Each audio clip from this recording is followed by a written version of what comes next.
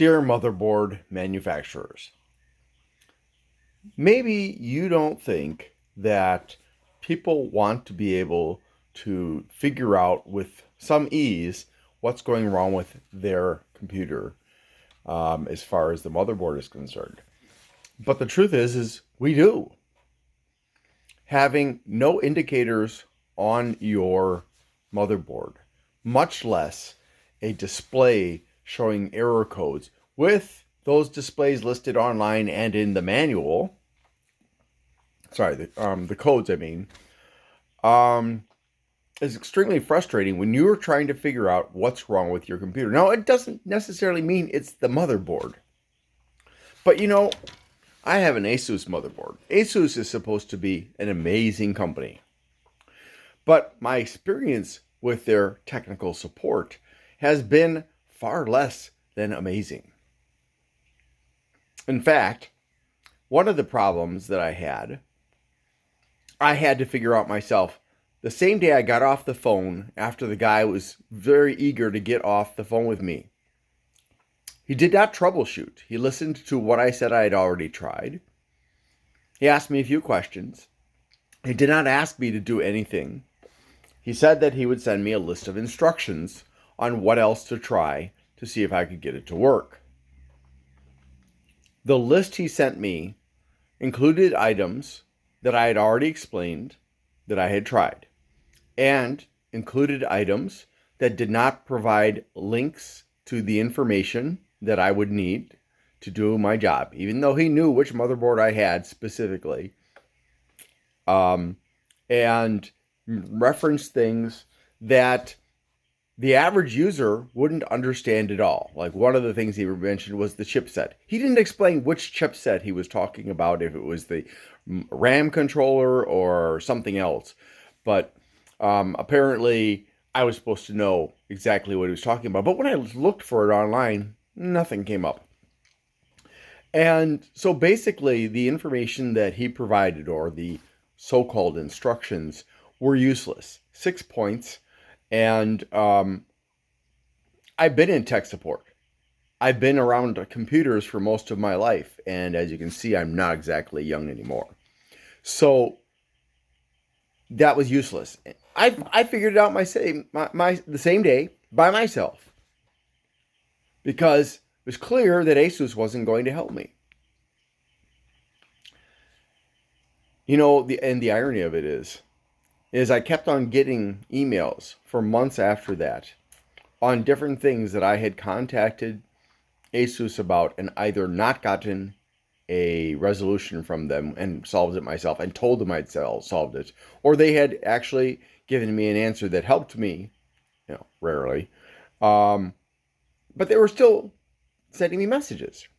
Now, this isn't a rant about Asus, although I'm still pissed off at them.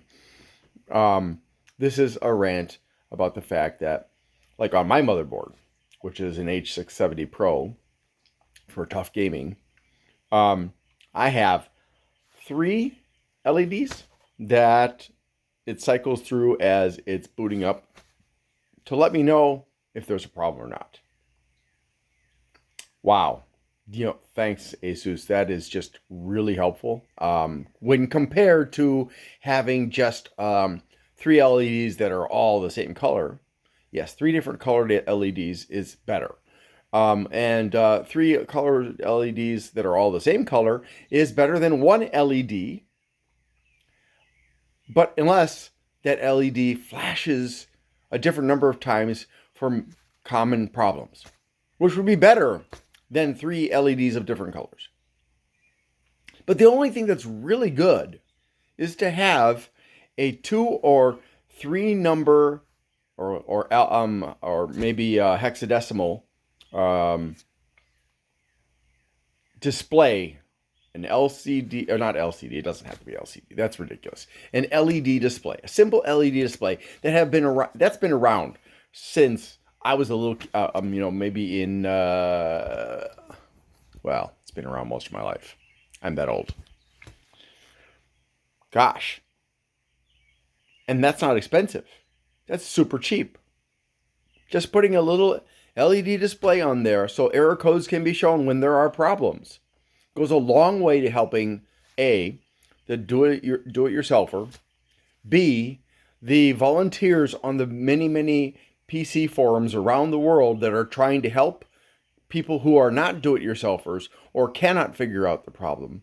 3, it helps technicians in both independent and dealer stores. So why don't you do it? Why is a useful feature, unlike RGB and aRGB and headers for strips of RGB or aRGB, which have no function other than to look pretty. Why are those prioritized over a valid and useful function?